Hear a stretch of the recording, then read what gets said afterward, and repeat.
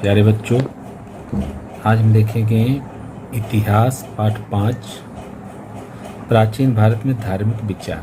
प्राचीन भारत में धार्मिक विचार कैसे थे लोगों को धर्म के आधार पर। तो इस पाठ में हम देखेंगे जैन धर्म, बौद्ध धर्म, यहूदी धर्म, ईसाई धर्म, इस्लाम धर्म और पारसी धर्म। ये इन धर्मों के बारे में इनका मूल क्या है उसके विषय में जानेंगे।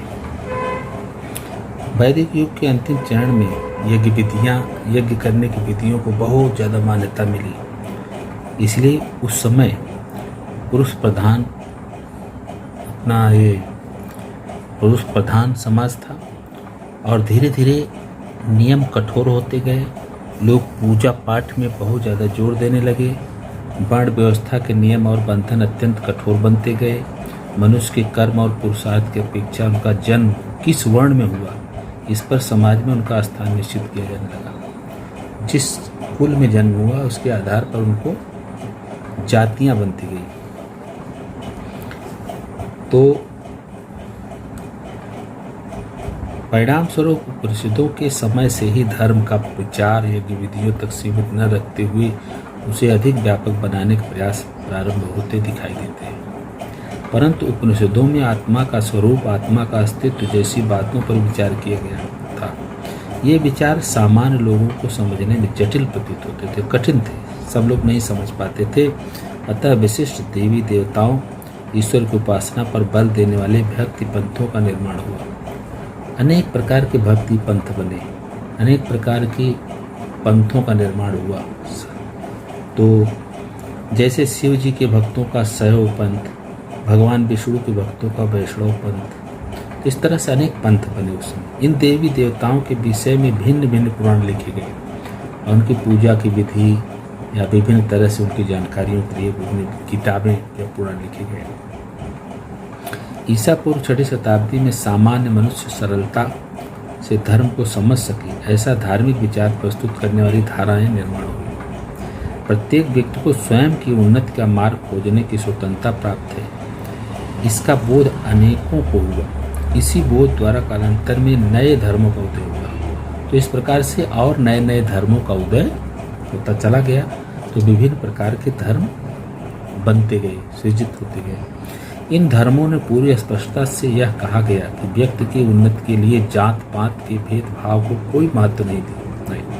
इन धर्म के लोगों के मन पर शुद्ध आचरण का महत्व अंकित किया गया। नए धार्मिक विचारों के प्रवर्तकों ने वर्धमान महावीर, गौतम बुद्ध के कार्य विशेष महत्वपूर्ण है। अभी हम देखेंगे तो इस प्रकार से कुछ धार्मिक प्रणेता सामने आए और लोगों को उनके चरित्र पर, उनके कर्मों पर विश्वास रखने का संदेश दिए। जैन धर्म में क्या कहा गया? जैन धर्म भारत के प्राचीन धर्मों में एक धर्म है। इस धर्म में अहिंसा सिद्धांत का विशेष महत्व प्राप्त है। अहिंसा को इसमें सबसे ज़्यादा प्रगाढ़ता दी गई कि माने अहिंसा ही हमारे धर्म की मूल है। धर्म के ज्ञान को जो व्याख्यायित करता है उसे जैन धर्म में तीर्थकर कहते हैं। जो व्याख्याता, समझाने वाले, सीख देने वाले, उनको तीर्थकर कहते हैं। जैन परंपरा कथन अनुसार कुल 24 तीर्थकर हुए। वर्धमान महावीर जैन धर्म की परंपरा के 24वें तीर्थकर हैं। महावीर जो है 24वें तीर्थकर माने जाते हैं। वर्धमान महावीर ने क्या संदेश दिया लोगों को?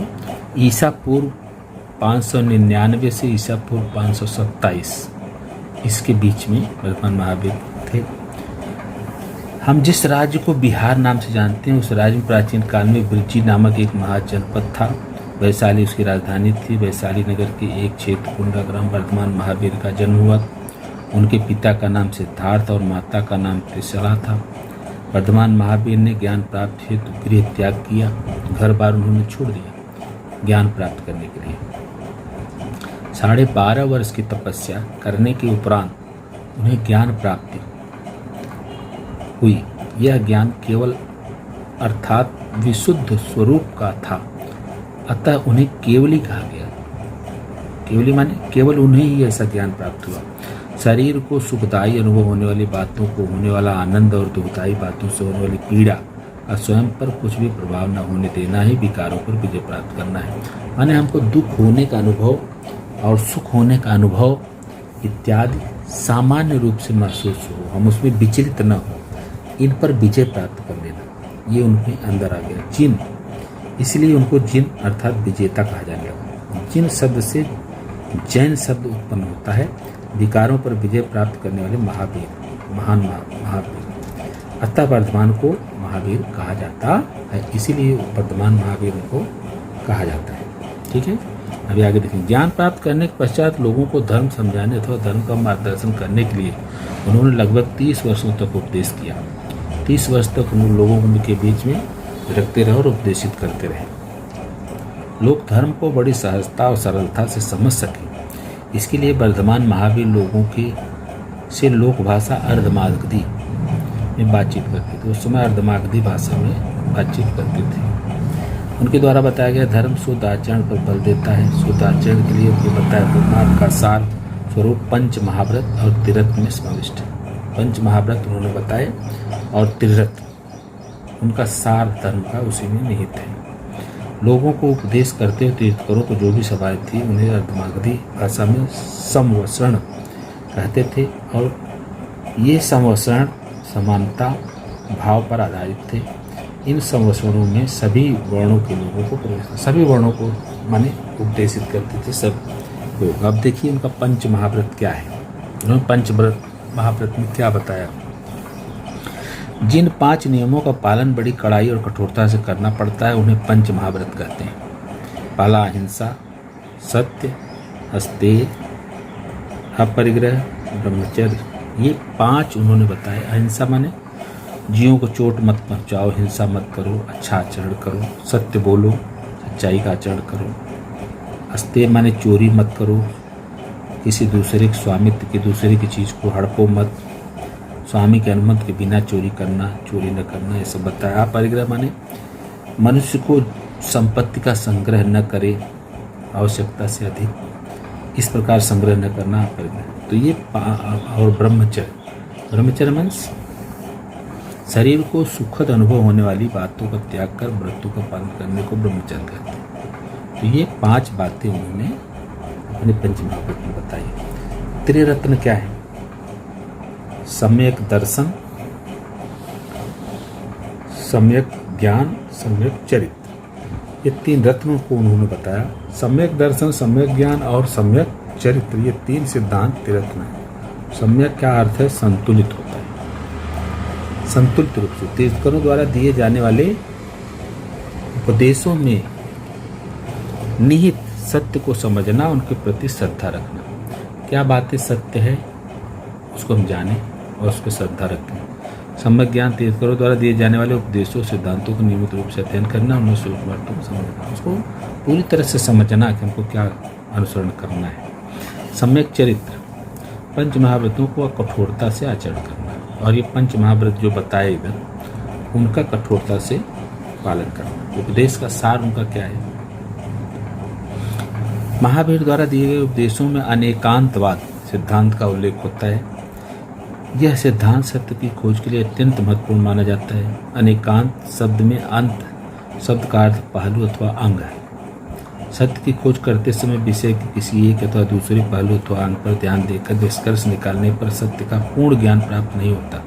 अतः उस विषय के अनेक पहलुओं और अंगों पर विचार करना भी आवश्यक होता है। सिद्धांत के कारण समाज में अनेक विचारों के प्रति दुराग्रह रखने की प्रवृत्ति नहीं रह जाती और दूसरों के विचारों के प्रति सहिष्णुता निर्माण होती है। माने हम सभी धर्मों के प्रति सहिष्णु रहें, सबसे सहिष्णुता का व्यवहार करें, केवल अपने ही विषय में आप न सोचें, ऐसी उनकी मान्यता थी। मनुष्य की महानता उनके वर्ण पर नहीं अपितु उनके उत्तम चरित्र पर निर्भर है। यह सिख वर्धमान महावीर ने थी। वैदिक परंपरा में स्त्रियों के लिए ज्ञान प्राप्ति के मार्ग धीरे धीरे बंद हो गए थे। महावीर ने स्त्रियों को भी संन्यास धारण करने का अधिकार दिया।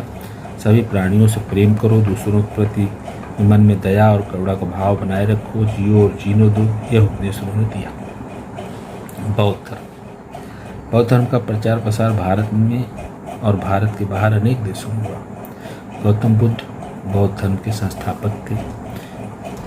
ये ईस्वी सन 563 से 483 ईसा पूर्व गौतम बुद्ध का जन्म नेपाल के लुम्बिनी वन में हुआ। उनके पिता का नाम शुद्धोधन, माता का नाम माया देवी था। गौतम बुद्ध का मूल नाम सिद्धार्थ था।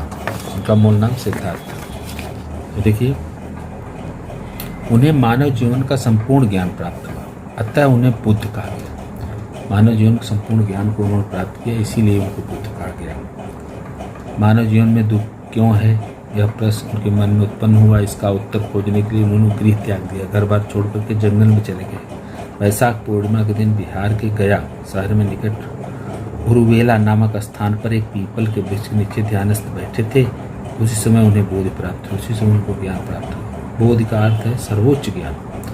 अब उस पीपल के वृक्ष को बोध वृक्ष कहते हैं। अभी वो पीपल का वृक्ष है, उसको बोध वृक्ष कहते हैं। गया में लोग जाते हैं तीर्थ व्रत करने के लिए, और उरुवेला नामक स्थान को बोध गया कहते हैं। गौतम बुद्ध ने अपना प्रथम प्रवचन वाराणसी के समीप सारनाथ में दिया। इस प्रवचन में उन्होंने जो उपदेश दिया उसे धम्म कहते हैं। इस प्रवचन द्वारा उन्होंने धम्म के चक्र को गति प्रदान की। अतः इस घटना को परिभाषा में धम्म चक्र प्रवर्तन कहते हैं। इसे संस्कृत में धर्म चक्र प्रवर्तन कहा जाता है। कालांतर में उन्होंने धम्म का उपदेश करने के लिए लगभग 35 वर्ष चारिका की। चारिका माने गांव-गांव, इधर-उधर, बस्ती-बस्ती टहले और लोगों को अच्छी-अच्छी बातें बताए, सीख दिए। चारिका का अर्थ है पैदल घूमना। उन्होंने अपना उपदेश लोक भाषा पाली में दिया। बौद्ध धर्म में बौद्ध धम्म और संघ की शरण की जाने वाली महत्वपूर्ण संकल्पना निहित है। संकल्पना को त्रिशरण कहते हैं। उनके द्वारा व्याख्यायित धम्म का सार निम्न। उन्होंने आर्य सत्य बताए। आर्य सत्य में एक है दुख, दुख का कारण, दुख का निवारण, प्रतिपद। तो ये 4 आर्य सत्य बताए कि ये मानव जीवन में दुख है, दुख का कारण क्या होता है, दुखों को समाप्त किया जा सकता है। प्रतिपद का अर्थ मार्ग है, दुखों का अंत करने वाला मार्ग, माने हमारा दुख कैसे अंत हो। यह मार्ग शुद्ध आचरण का मार्ग है। इस मार्ग को अष्टांगिक मार्ग कहते हैं। पंचशील का सिद्धांत भी गौतम बुद्ध ने दिया। गौतम बुद्ध ने 5 नियमों का पालन करने के लिए कहा। इन्हीं नियमों को पंचशील कहते हैं। 5 नियम ये हैं, ठीक है। प्राणियों से जीवों की हत्या मत करो, उससे दूर रहो। हत्या करने से, चोरी करने से दूर रहो। अनैतिक आचरण मत करो। असत्य बोलने से दूर रहो। नशीले पदार्थ का सेवन मत करो। बौद्ध संघ अपने धम्म का उपदेश करने के लिए उन्होंने भिक्षुओं का संघ बनाया। एक संघ बनाया माने समूह। गृहस्थ जीवन का त्याग करके संघ में प्रवेश करने वाले उन अनुयायियों को भिक्षु कहते थे। जो संघ में प्रवेश करते थे उनको भिक्षु कहते थे। बुद्ध के समान भिक्षु चारिका लोगों को धम्म उपदेश करते थे। स्त्रियों का स्वतंत्र संघ था। स्त्रियों का संघ अलग था, पुरुषों का संघ अलग था। उन्हें भिक्षुनी कहते थे। पुरुषों वाले संघ को भिक्षु और स्त्रियों के संघ को भिक्षुनी कहते थे। बौद्ध धर्म के सभी वर्णों को, जातियों के लोगों को प्रवेश था। सब जातियों को उनके धर्म में, उनके समूह में प्रवेश दिया गया था। ये उनकी विशेषता थी कि मैंने हर तरह की जातियों को अपने धर्म में प्रवेश दिया। ये क्या तुम जानते हो? अष्टांगिक मार्ग क्या है? सम्यक दृष्टि, सम्यक संकल्प, सम्यक वाक्वाणी, सम्यक कर्म, सम्यक जीविका, सम्यक व्यायाम, सम्यक स्मृति और सम्यक समाधि। ये सब आप पढ़िए। 4 आर्य सत्यों का ज्ञान होना, हिंसा आदि बातों का त्याग करना, हिंसा मत करो। सम्यक वाक्वाणी, असत्य, चुगलखोरी, कठोरता, नर्गल बातें न करना, किसी की शिकायत मत करो, चुगलखोरी मत करो। सजीवों की हत्या, चोरी, दुराचार से दूर रहो। अवैध अथवा अनुचित ढंग से आजीविका चलाने बदले उचित ढंग से चलना। अवैध या अनाचार मत करो। उचित ढंग और ईमानदारी से अपना जीविका कमाओ। सम्यक व्यायाम, व्यायाम का अर्थ है प्रयत्न करना। बुरे कर्म उत्पन्न नहीं होने चाहिए और यदि हो तो उनका त्याग करो। इसी तरह अच्छे कर्म उत्पन्न होने चाहिए। अच्छे कर्म उत्पन्न होने पर उन्हें नष्ट नहीं होने देना चाहिए। इस प्रकार की सम्यक स्मृति, मन एकाग्र करके लोभ आदि विकारों को दूर करना। इसी बात अपने चित्त आदि को समझ लेना। सम्यक समाधि, एकाग्रता में ध्यान का अनुभव करना। एकाग्र होकर के ध्यानस्थ हो, अनुभव करो। उपदेश का सार उनका क्या है? गौतम बुद्ध ने मानव बुद्धि की स्वतंत्रता की घोषणा की। वर्ण आदि के आधार पर मानव विषमता को नकारा। वर्ण आदि जातियों के आधार पर जो विषमताएं थी समाज में उन्होंने उसको नकारा, माने ये मान्यताएं अच्छी नहीं है। अपितु श्रेष्ठत्व और कनिष्ठत्व उनके आचरण के आधार पर सिद्ध होता है। जैसा तुम आचरण करोगे उस तरह से तुम श्रेष्ठ हो या कनिष्ठ हो, छोटे हो या बड़े हो। नन्ही सी चिड़िया भी जब घोंसले में स्वतंत्रता चहचहाती है, उनका कथन था विख्यात है, स्वतंत्रता समता के मूल्यों विषम उनके चिंतन को दर्शाता है। उन्होंने उपदेश किया कि पुरुषों में समान स्त्रियों को भी स्वयं को उन्नत करने का अधिकार है। यज्ञ जैसे कर्मकांड का विरोध किया। उन्होंने कहा यज्ञ नहीं होना चाहिए, इसका विरोध किया।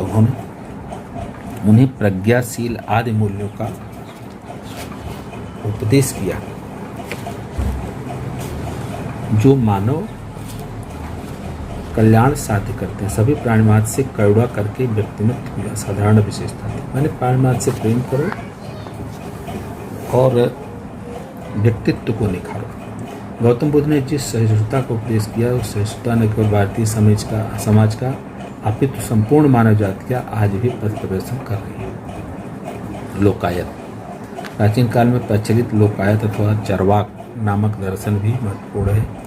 इस दर्शन स्वतंत्र विचारों पर बल दिया था, वेदों और प्रमाणिकता को नकारा था। प्राचीन काल में भारत भूमि में नए नए धार्मिक विचारों और दर्शनों के स्रोत उत्पन्न होते रहे। कालांतर में जू, ईसाई, इस्लाम, पारसी धर्म भारतीय समाज में घुल मिल गए। ये सब धर्म भी भारत में आए। जू धर्म क्या है? यहूदी। जू धर्म के लोग लगभग ईस्वी सन 1 से 3वीं शताब्दी के बीच केरल के कोचीन में आए होंगे। जू धर्म को यहूदी धर्म भी कहा जाता है। जू धर्म के लोग मानते हैं कि ईश्वर एक ही है। जू धर्म न्याय, सत्य, प्रेम, करुणा, विनम्रता, दान देना, अच्छा बोलना, स्वाभिमान जैसे गुणों को सीख देता है। उनके प्रार्थना स्थलों को सिनेगॉग कहते हैं। अभी ईसाई धर्म। ईसा मसीह जीसस क्राइस्ट ने ईसाई धर्म की स्थापना की। यह धर्म संपूर्ण विश्व में फैला हुआ है। ईसाई धर्म। ईसा मसीह के 12 शिष्यों में से एक सेंट थॉमस थे जो ईसा मसीह पर 1वीं शताब्दी में केरल में आए थे। उन्होंने केरल के त्रिचूर जंगल में कलियुरम नामक स्थान पर ईस्वी सन 52 में चर्च की स्थापना की थी। ईसाई धर्म की सीख के अनुसार ईश्वर एक ही है। वह सभी का स्नेहमयी पिता है, वह शक्तिमान है। ऐसा माना जाता है कि ईश्वर मसीह है। ईसा मसीह ईश्वर के पुत्र हैं और मानव जाति का उद्धार करने हेतु धरती पर आए थे। ईसाई धर्म में बताया गया है कि हम सभी एक दूसरे के भाई बहन हैं। हमें एक दूसरे को प्रेम करना चाहिए, यहाँ तक कि शत्रु से भी प्रेम करना चाहिए। जिससे अपराध हुआ है तो क्षमा कर देना चाहिए। बाइबल ईसाई धर्म का पवित्र धर्म ग्रंथ है। ईसाई लोगों के प्रार्थना स्थान को गिरजाघर या चर्च कहते हैं। इस्लाम धर्म। इस्लाम धर्म एक ईश्वरवाद में विश्वास करता है। अल्लाह एक है और मोहम्मद पैगंबर को संदेशवाहक है। पैगंबर द्वारा ईश्वर का संदेश पवित्र कुरान धर्म ग्रंथ में व्यक्त हुआ है। इस्लाम शब्द का अर्थ शांति होता है। इस शब्द का अर्थ अल्लाह की शरण में जाना भी होता है। इस्लाम में कहा गया है कि अल्लाह शाश्वत और सर्वत्र है। वह सर्वशक्तिमान और परम दयालु है। यह माना जाता है कि अल्लाह की उपासना करना ही मानव जीवन का उद्देश्य है। मनुष्य अपने जीवन में कैसा आचरण करे यह इसका मार्गदर्शन पवित्र धर्म ग्रंथ कुरान में किया गया है। प्राचीन समय में भारत और अरबस्तान के बीच व्यापारिक संबंध थे। अरबस्तान के व्यापारी केरल के तटीय बंदरगाहों पर आते थे। उनके आने जाने से ही हमारे बीच में धर्म का माने आगमन हुआ। धीरे धीरे से संस्कृतियों को अपनाया गया। उसी शताब्दी में अरब व्यापारियों के माध्यम से भारत में इस्लाम का आगमन हुआ।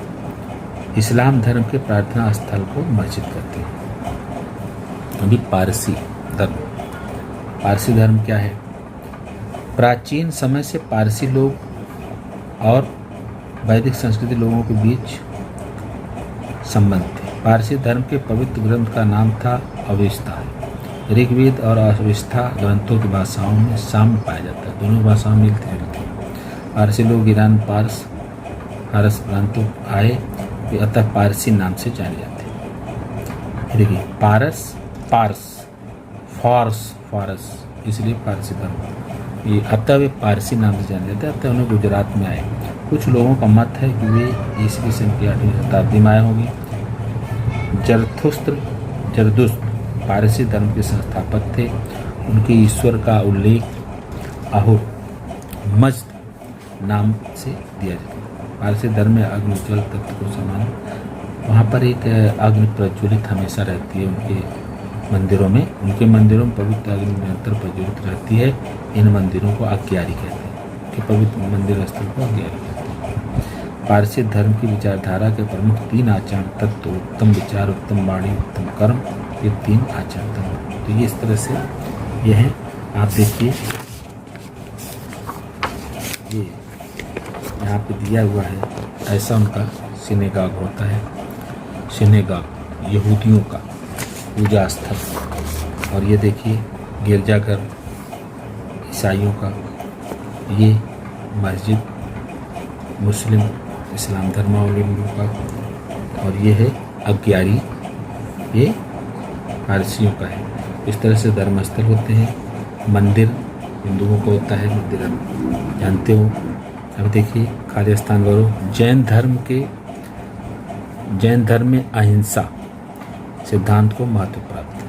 सभी प्राणी मात्र से प्रति करुणा, यहाँ करुणा भरेंगे। हो गया। संक्षेप में उत्तर लिखो। पहला है वर्धमान महावीर ने कौन सी सीख दी? वर्धमान महावीर ने कौन सी सीख दी? ये देखिए यहाँ पर है पेज 21। मनुष्य की महानता उनके वर्ण पर नहीं अपितु उनके उत्तम चरित्र पर निर्भर करती है। यह सीख वर्धमान महावीर ने दी। यहाँ से यहाँ तक, यहाँ से यहाँ तक ये लिख लीजिए। नेक्स्ट है गौतम बुद्ध का कौन सा वचन विख्यात है? उस वचन द्वारा कौन से मूल्य व्यक्त होते हैं? गौतम बुद्ध का कौन सा वचन विख्यात है? गौतम बुद्ध ये जो यहाँ पर है, देखिए नन्ही सी चिड़िया भी अपने घोंसलों में स्वतंत्रता से चहचहाती है। उनका यह कथन विख्यात है और स्वतंत्रता तथा समता जैसे मूल्यों को विषय चिंतन दर्शाता है। यहाँ से यहाँ तक। नेक्स्ट जू धर्म की सीख में किन गुणों पर बल दिया गया है? जू धर्म सिर्फ तीसरा, ये देखिए इसी पेज पर है। जू धर्म न्याय, सत्य, शांति, प्रेम, करुणा, विनम्रता, दान देना, अच्छा बोलना और स्वाभिमान जैसे गुणों की सीख देता है। उनके प्रार्थना स्तंभ से निकाल करते हैं। यहाँ तक ही आप देखिए जू धर्म न्याय से लेकर यहाँ तक। ठीक है। अभी नेक्स्ट है ईसाई धर्म में क्या बताया गया है? ईसाई धर्म, ईसाई धर्म यहाँ पर है। ईसाई धर्म यहाँ पर लिखिए पेज 24 पर है। ईसाई धर्म की सीख के अनुसार ईश्वर एक ही है और वह सभी का स्नेहमयी पिता है, वह शक्तिमान है।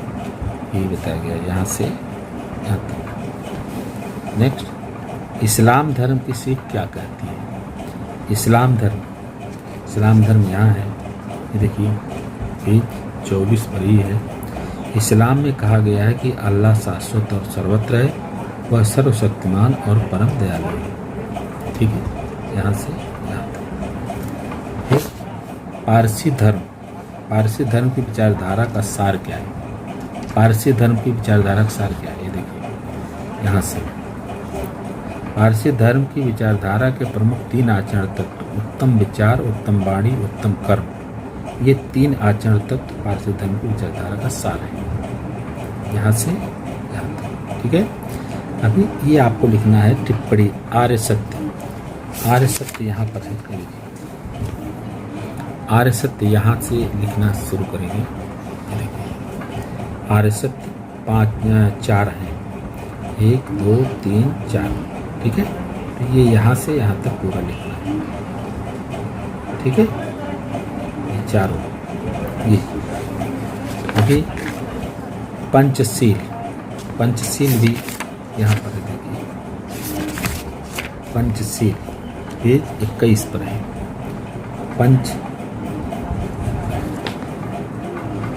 पंचशील देखिए पंचमहाव्रत है और यही आपको लिखना है। 1 2 3 4 5 ये पांचों, ठीक है। अभी आप देखिए नीचे दिए गए पंच महाव्रतों और त्रिरत्नों को तालिका में वर्गीकरण करके लिखो।